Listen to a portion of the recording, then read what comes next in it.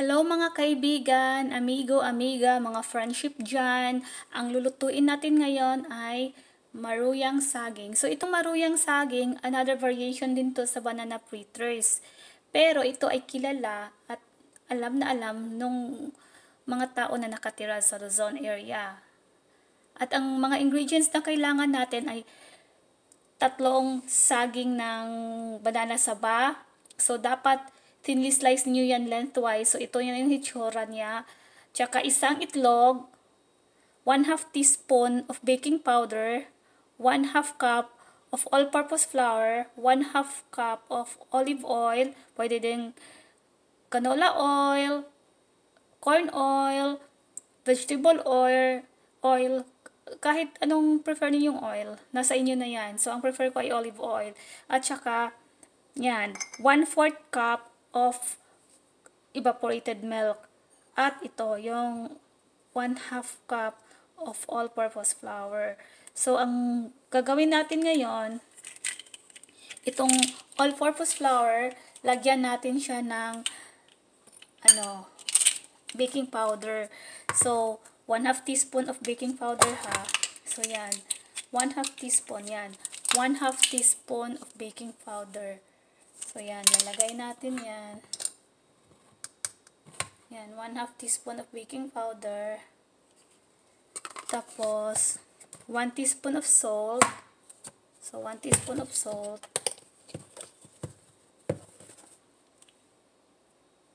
Sorry, hindi 1 teaspoon of salt. Half teaspoon of salt lang. Half teaspoon of salt. Tapos isang itlog.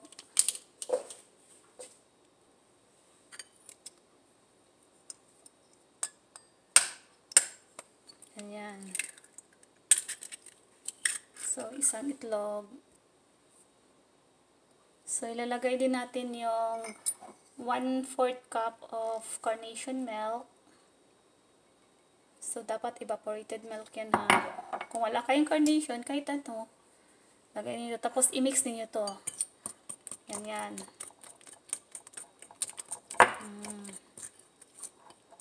Yan, i-mix niyo lang lahat ng ingredients.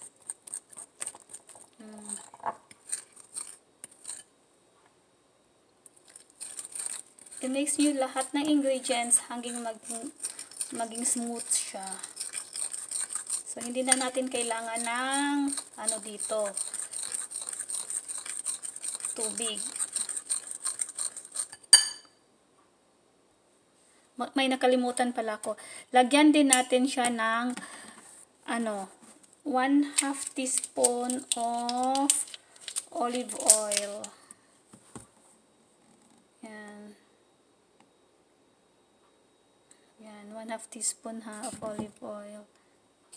Para mas maging siya, masarap. Yan. So, i-mix nyo lang lahat ng ingredients hanggang maging smooth siya. Yan. Dapat, siya, one-sided lang yung pag-mix ninyo. Dahil pag may baking powder, dapat one-sided lang ang pag-mix.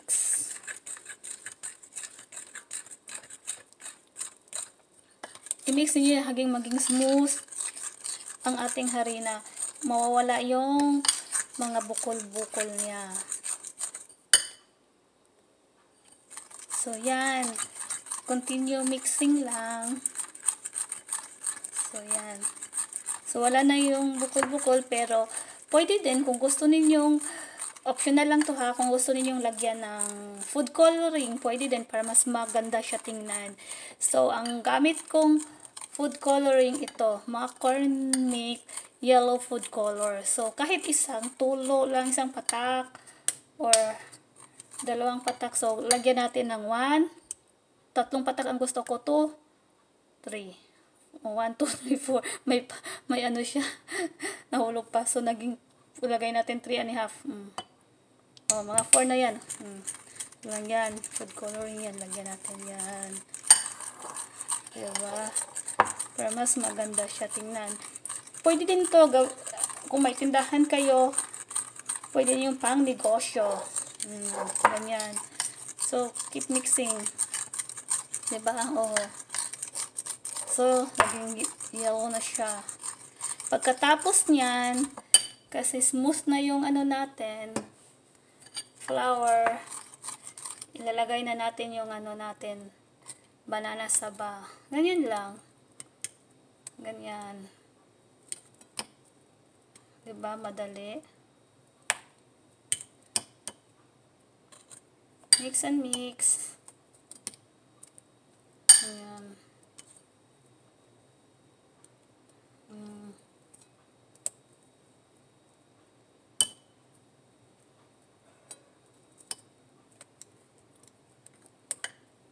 Madali itong gawin niyo pang snack.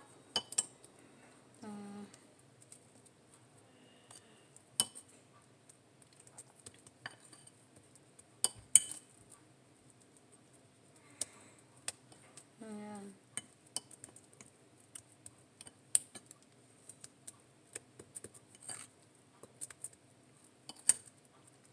May pwede dito no, pang snack, pang negosyo, another source of income, sideline lang. Ganyan. So, yan. So, hinalo na natin yung flour natin at saka saging. So, ready na siya to cook. So, let's luto this one. So, lulutuin na natin.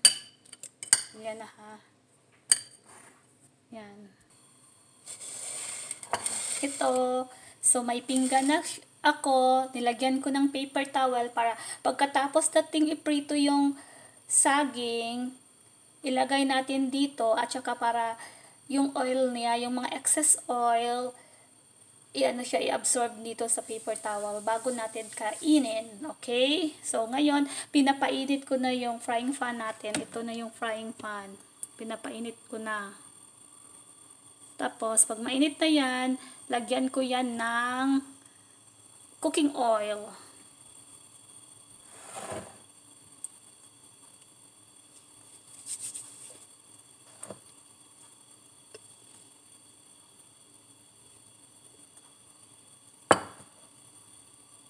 So, medium heat pa rin siya, oh. Nilagay ko sa middle. So, ibig sabihin, medium heat yung ginagamit ko. So, ngayon, mainit na yan. Ibuhos na natin yung 1/2 cup of olive oil. Tapos, sintay natin maging mainit yung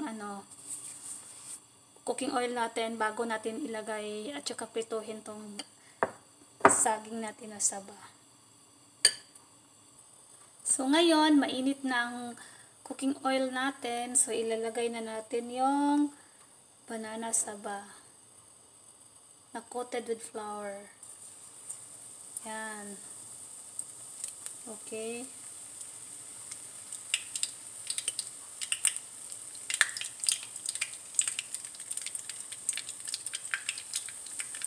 Yan ang tsura niya.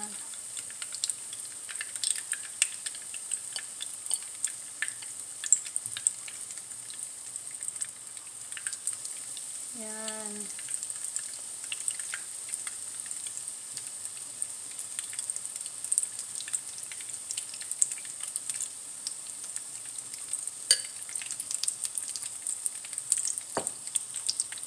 So, i-adjust ko yung heat ko, yung fire ko, i-adjust ko to low fire. So, ngayon, baliktarin na natin yung saging natin. Yan ang itsura niya. Golden brown na siya. Yan.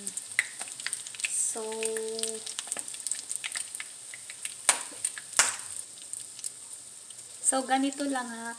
Yung, di ba, tatlong saging yun, in-slice ko lengthwise, very thin, very siya, yung manipis na pagka-slice. So, lahat, prepituhin niyo until golden brown, hanggang mag-brown-brown na siya, magkulay gold na ganyan. Tapos, katapos, ilagay niyo dito sa pinggan na may paper towel para i-absorb niyo yung excess oil. So, tingnan natin. Ito yung first batch. Yeah, golden brown na siya. So, ano na natin? Hainin na natin. Tapos, ilagay natin dito sa paper towel. Sa pinggan na may paper towel para i-absorb yung excess oil. Ganyan na siya. Okay? So, same procedure pa rin. Keep repeating until maubos mo na maprito yung lahat na saging. Ayan.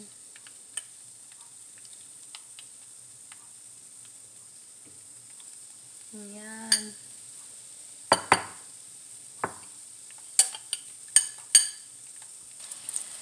So, ito yung second batch natin. So, hainin ko na naman yan.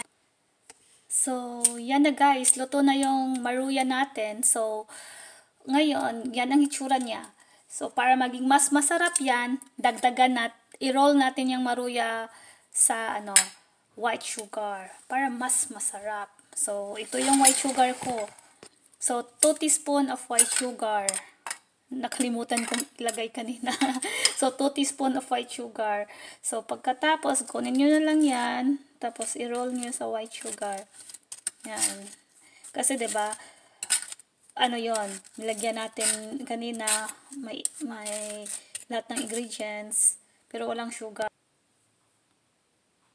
So, yan. Ganyan lang guys. I-roll natin siya sa sugar. Yan. Tapos yan, ilagay natin sa pinggan. Sa isang pinggan. So, keep repeating the procedure lang ng friendship, kaibigan, amiga. Gawin nyo lang to pa ulit-ulit hanggang na siya, malagyan na ng sugar yung lahat na saging na niluto mo.